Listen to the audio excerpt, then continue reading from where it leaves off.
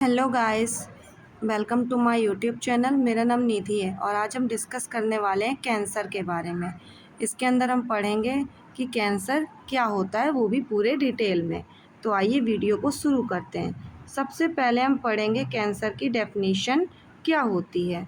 तो सबसे देखो, कैंसर जो होता है, कैंसर एक ऐसी बीमारी है जिसमें बॉडी के जो सेल्स होते हैं, उन सेल्स का अनकंट्रोल लूज मतलब उन सेल्स में अनकंट्रोल या एबनॉर्मल रिप्रोडक्शन होने लगता है, या फिर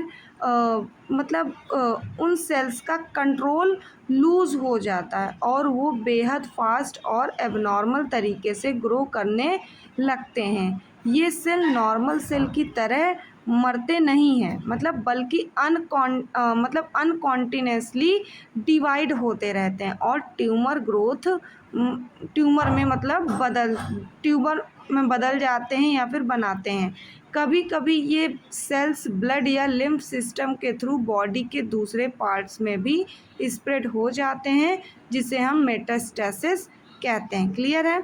नेक्स्ट हम पढ़ेंगे मेटास्टेसिस क्या होता है। यही जो जैसे मैंने पहले में बताया कि जो आपकी मेटास्टेसिस एक ऐसी प्रोसेस है जिसमें आपकी जो कैंसर सेल होती है वो स्प्रेड हो जाती है ओरिजिनल ट्यूमर साइट से किसी दूसरे बॉडी पार्ट्स में। यानी ये सेल जाती किसके थ्रू है? आपके ब्लड स्ट्रीम और लिम्फेटिक सिस्टम में प्रेजेंट लिम्फेटिक फ्लूइड की मदद से। क्लियर है। This can occur even after the original tumor has been treated or removed। यानी जो नॉर्मल ट्यूमर होता है उसे हम ट्रीट कर सकते हैं और प्रॉपरली रिमूव कर सकते हैं, लेकिन जिस ट्यूमर या फिर कैंसर में मेटास्टेसिस की प्रोसेस शुरू हो जाती है उसको ट्रीटमेंट करना एक रियल चैलेंज होता है। इसे बहुत ही ज़्यादा इम्पॉर्टेंट होता है इसको डिटेक्ट करना, मेटास्टेसिस की प्रोसेस को ट्रीट करना, और इसके इम्प्रूवमेंट के जो चांसेस होते हैं, ये इसकी जो पॉसिबिलिटी होती है वो बहुत ही कम होती है, लेकिन इसका ट्रीटमेंट सक्सेसफुली होता भी है और नहीं भी होता है। देखिए जैसे इस डायग्राम में दिया गया है, इसमें गौर देखिए, जैसे कि ये कोई कैंसरस सेल है जहाँ पे पर्टिकुलर कैंसरस सेल में अनकंट्रोल ग्रोथ हो रही है।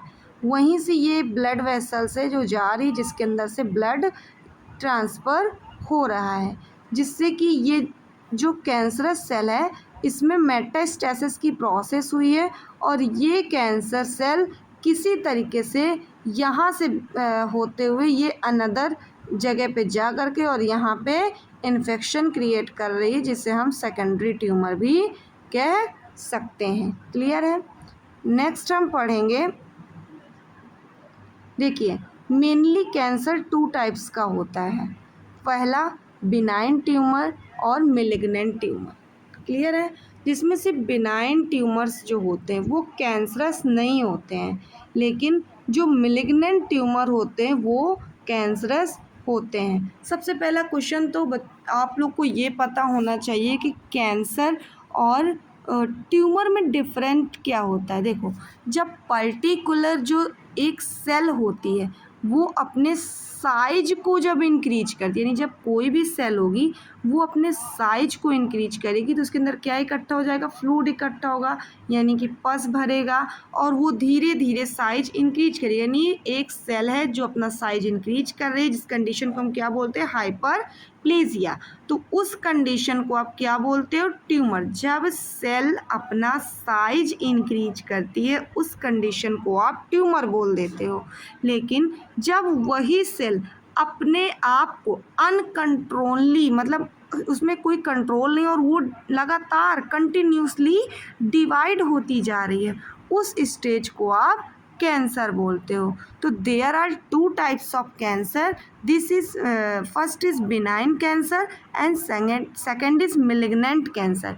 इसी तरीके से आपका जो बिनाइन कैंसर होता है वो ईजिली ट्रीटेबल होता है, लेकिन जो बिनाइन मिलिग्नेंट कैंसर होता है उसमें मेटास्टेसिस की प्रोसेस अगर स्टार्ट हो गई है तो उसको ट्रीट करना बहुत ही ज़्यादा चैलेंजिंग हो जाता है। इसी तरीके से बिनाइन ट्यूमर्स को अगर हम देखें तो जो हमारा जब तक आपका ट्यूमर बिनाइन स्टेज में रहता है तो वो ट्रीटेबल होता है, लेकिन जैसे ही वो उसमें मेटास्टेसिस की प्रोसेस स्टार्ट हो जाती है तो वो उसका भी ट्रीटमेंट बहुत ही ज़्यादा चैलेंजिंग हो जाता है। तो इसमें हम जैसे कि पहला डिफरेंस पढ़ेंगे कि जो बिनाइन ट्यूमर होती है वो कैंसरस नहीं होती, यानी कि वो मतलब कि ईजिली ट्रीटेबल हो जाती, एक जगह से दूसरी जगह फैलने की क्षमता इसमें नहीं प्रेजेंट होती है। लेकिन मेलिग्नेंट ट्यूमर जो होता है वो कैंसरस होता है और ईजिली ट्रीट नहीं होता है। सेकंड पॉइंट हम पढ़ेंगे, it don't InvIT surrounding tissue, यानी जो बिनाइन ट्यूमर जो होता है वो पर्टिकुलर एक मतलब कैप्सूल टाइप फॉर्म करता है और उसी के अंदर ग्रो करता है, इधर उधर अपने अनदर सरफेस पे ग्रो नहीं करता है। लेकिन अगर हम वहीं पे मिलिग्नेंट ट्यूमर की बात करें तो ये अपने सराउंडिंग टिश्यू को भी इन्फेक्टेड कर लेता है। ये don't spread to other parts of the body, जो आपका बिनाइन ट्यूमर होता है वो स्प्रेड नहीं होता, पर्टिकुलर जिस जगह पे है वो उसी जगह पे इन्फेक्शन करेगा और उसी जगह को ही इन्फेक्टेड रखेगा। लेकिन जो आपका मेलिग्नेंट ट्यूमर है वो आपका एक जगह से दूसरी बॉडी पार्ट्स में भी जाकर ट्रांसफ़र हो सकता है। इसकी जो ग्रोथ होगी, जो स्पीड होगी ग्रो करने की, ये बिनाइन कैंसर की ग्रोथ जो होगी ग्रो करने की वो बहुत ही स्लोली होगी, लेकिन जो मेलिग्नेंट कैंसर की ग्रोथ होगी वो बहुत ही जल्दी जल्दी होगी, बहुत ही फास्ट होगी। आर नॉट लाइकली टू रिक्योर, यानी कि ये मतलब कि आसानी से रिक्योर हो जाता है और ये रिक्योर लाइकली नहीं होता है। ये बहुत ही ज़्यादा बिनाइन कैंसर जो होता है वो बहुत ही स्मूथ होता है और रेगुलर शेप का होता है, लेकिन जो मेलिग्नेंट कैंसर होता है उसका कोई भी रेगुलर शेप नहीं होता है। Moved around when pushed on, और जो आपका मेलिग्नेंट कैंसर होता है वो don't move around the pushed on, यानी अगर आप उसको पुश्ड करते हो तो वो अपने सरफेस एरिया मतलब अनदर पार्ट्स में पुश्ड ऑन नहीं होता है।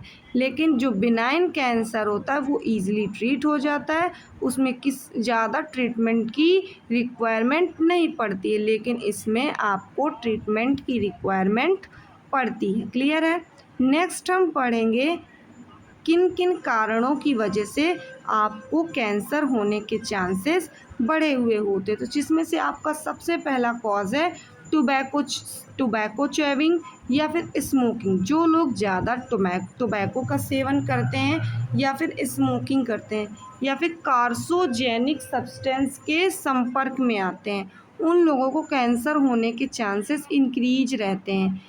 Alcohol intake, excessive alcohol intake करने की वजह से आपको लीवर कैंसर या फिर आपको किडनी कैंसर होने के मतलब कॉज मतलब ज़्यादा रहते हैं, मतलब ज़्यादा चांसेस रहते हैं। जो अल्कोहल होता है वो आपके जो किडनी के अंदर प्रेजेंट आपके रीनल सेल्स होते हैं उनको डिस्ट्रॉय कर देते हैं, उनमें कैंसरस सेल की ग्रोथ करवाने लगते हैं। और लीवर के अंदर जो आपके हिपैटोसेलुलर सेल्स होते हैं उनमें आपकी कैंसरस ग्रोथ करवाता है, जिसकी वजह से आपको हिपैटोसेलुलर कार्सिनोमा होने के चांसेस भी इंक्रीज होते हैं, जिसकी वजह से आपको बॉडी वेट जो होता है वो अचानक से बढ़ने लगता है या फिर बहुत सी कंडीशंस में ज़रूरी नहीं है कि आपको बॉडी वेट जो होता है वो बढ़ता ही है, आपका बॉडी वेट घटता भी है।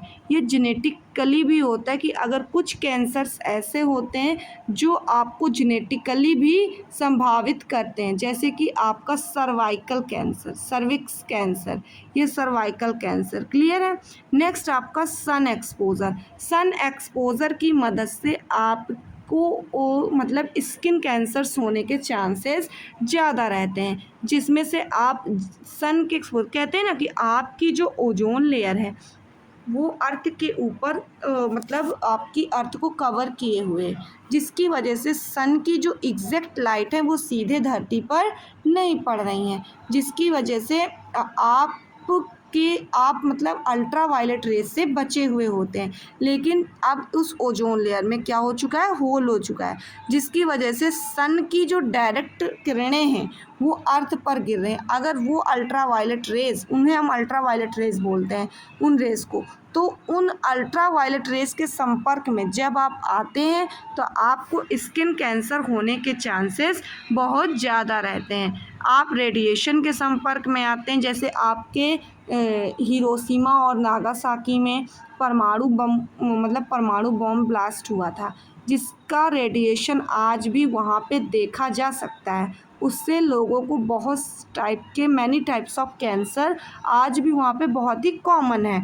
या फिर पेशेंट अनहेल्दी फूड इंटेक करता है, या फिर एज फैक्टर्स भी डिपेंड करते हैं कि पेशेंट को कैंसर कॉज हो सकता है। नेक्स्ट हम देखेंगे जिन पेशेंट्स को कैंसर है उनके अंदर कौन कौन से साइन एंड सिम्टम्स शो होते हैं। तो सबसे पहला जो सिम्टम शो होता है पेशेंट के अंदर, जिसमें उसके बॉवेल पास आउट और ब्लैडर हैबिट्स में चेंजेस आ जाते हैं, और उसके जो मतलब फंक्शंस होते हैं वो प्रॉपरली वर्क नहीं करते हैं और वो अफेक्टेड हो जाते हैं। नेक्स्ट उसके जो मतलब माउथ एरिया पे है उसमें अल्सर्स क्रिएट हो जाते हैं, छाले पड़ जाते हैं और वो ईजिली ट्रीट नहीं होते हैं। अनयूजुअल ब्लीडिंग और डिस्चार्ज, जो वेजाइनल एरिया है फीमेल्स के अंदर उसमें अनयूजुअल ब्लीडिंग होती है और उसमें से डिस्चार्ज आता है, या फिर ब्लीडिंग के साथ डिस्चार्ज का आना, तो वो अनयूजुअल हो जाता है और अनकंट्रोल हो जाता है। क्लियर है। नेक्स्ट थिकनिंग और lumps in breast and elsewhere, ये आपको ब्रेस्ट कैंसर में देखने के लिए मिलता है, जिसमें ब्रेस्ट एरिया में आपको लम्प्स देखने के लिए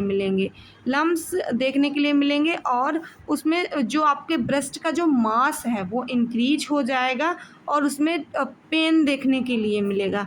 ठीक है, ये आपको ब्रेस्ट कैंसर के अंदर देखने के लिए। इंजेक्शन और डिफ़िकल्टी इन सॉल्विंग, ये आपको लीवर कैंसर और आपको गैस्ट्रिक कैंसर के अंदर देखने के लिए मिलेगा।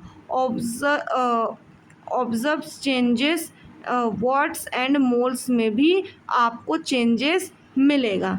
नेगलिंग कफ एंड परसिस्टेंस हॉर्सिनेस, आपको कफ की प्रॉब्लम और आपको जो कफ के साथ मतलब घरघराहट की आवाज़ आना, ये सिम्टम्स भी आपको देखने के लिए मिलेंगे। ये आपको लंग कैंसर के अंदर देखने के लिए मिल जाएगा। अनएक्सप्लेन्ड वेट लॉस, ये आपको लगभग सारे कैंसर्स के अंदर देखने के लिए मिल जाएगा, जिसमें बॉडी अनयूजुअल तरीके से वेट लॉस करने लगेगी। परनीसियस एनीमिया, ये आपको ब्लड लॉस की कंडीशन या फिर ल्यूकेमिया की कंडीशंस में भी आपको देखने के लिए मिल जाएगा। नेक्स्ट हम पढ़ेंगे क्या क्या मतलब ट्रीटमेंट हम दे सकते हैं कैंसर को ट्रीट करने के लिए। सबसे पहले हम सर्जरी को परफॉर्म करते हैं, या फिर बहुत सारी ऐसी सर्जरीज़ होती हैं जिसकी वजह से हम ईज़िली कैंसर को ट्रीट कर सकते हैं, लेकिन उसमें भी हम लोग सिर्फ बिनाइन कैंसर को ही ईज़िली ट्रीट कर सकते हैं। अगर एक बार उस सेल में जो पर्टिकुलर आपकी कैंसरस सेल है उसमें अगर मेटास्टेसिस की प्रोसेस शुरू हो चुकी है तो उसको ट्रीट करना बहुत ही ज़्यादा मुश्किल होता है। बिनाइन कैंसर और मेलिग्नेंट कैंसर में मतलब अगर हम बिनाइन कैंसर को लेके चलें तो बिनाइन कैंसर जो होता है वो सर्जरी के बाद उसके चांसेस बहुत ही रेयर होते हैं कि वो सर्जरी के बाद वापस आता है। लेकिन जो मेलिग्नेंट कैंसर होता है उसके भी बहुत सारे चांसेस होते हैं कि वो एक बार सर्जिकली रिमूव करने के बाद भी बार बार आपकी बॉडी में वापस आ सकता है। क्लियर है। नेक्स्ट हम हार्मोन थेरेपी प्रोवाइड करते हैं। हार्मोन थेरेपी हम मेनली ब्रेस्ट कैंसर में प्रोवाइड करते हैं, क्योंकि जब हमारी बॉडी में एस्ट्रोजन और प्रोजेस्टेरॉन का लेवल सबसे ज़्यादा इंक्रीज़ होता है, उस कंडीशंस में हमें ब्रेस्ट कैंसर होने के चांसेस ज़्यादा रहते हैं। तो हम मेनली हार्मोनल थेरेपी हम ब्रेस्ट कैंसर को ट्रीट करने के लिए प्रोवाइड करते हैं। नेक्स्ट हम रेडिएशन थेरेपी प्रोवाइड करते हैं। रेडिएशन थेरेपी के अंदर हम पेशेंट को रेडियो आइसोटॉप्स प्लेट के संपर्क में लाकर, यानी रेडिएशन के संपर्क में लाकर हम कैंसरस सेल की ग्रोथ को रोक देते हैं, या फिर उसको डिवाइड नहीं होने देते हैं, या फिर उसका जो मतलब रिप्रोडक्शन उसको डिस्ट्रॉय कर देते हैं, जिसकी वजह से आपके कैंसर को ट्रीट किया जा सकता है। नेक्स्ट हम टारगेटेड ड्रग थेरेपी भी प्रोवाइड कर सकते हैं। क्रायोब्लेशन प्रोवाइड कराएंगे, या फिर रेडियो फ्रिक्वेंसी एलिवेशन प्रोवाइड कराएंगे। इम्यूनोथेरेपी यानी ऐसी मेडिसिन को प्रोवाइड कराएंगे जो आपके इम्यून सिस्टम को एक्सटेंड कर सकता है, यानी उनको और अच्छा बढ़ा सकता है। बोन मैरो ट्रांसप्लांट हम ल्यूकेमिया को ट्रीट करने के लिए करेंगे। ल्यूकेमिया यानी ब्लड कैंसर। ब्लड कैंसर जो होता है, यानी ल्यूकेमिया जो होता है, वो आपके बोन मैरो में होता है। बोन मैरो सेल्स की अनकंट्रोल ग्रोथ होने लगती है, जिसकी वजह से आपकी बॉडी में आरबीसी सेल्स घट जाती हैं और डब्ल्यूबीसी की मात्रा बढ़ जाती है। ऐसी कंडीशंस में हम उन पेशेंट को बोन मैरो ट्रांसप्लांटेशन करवाते हैं, जिसकी मदद से उसकी बॉडी में दोबारा से आरबीसी सेल्स का प्रोडक्शन होने लगता है। नेक्स्ट हम पेशेंट को कीमोथेरेपी प्रोवाइड कराते हैं, जिसमें हम हायर लेवल की या हाई पावर्स की एंटीबायोटिक डोज प्रोवाइड कराते हैं, जिसकी मदद से हम कैंसरस सेल्स की ग्रोथ को रोक देते हैं। क्लियर है। तो आज के टॉपिक में इतना ही। अगर आपको कैंसर समझ में आया हो और मेरी वीडियो आपको पसंद आई हो तो चैनल को लाइक करें, सब्सक्राइब करें और बेल आइकन को प्रेस करें। Thank you.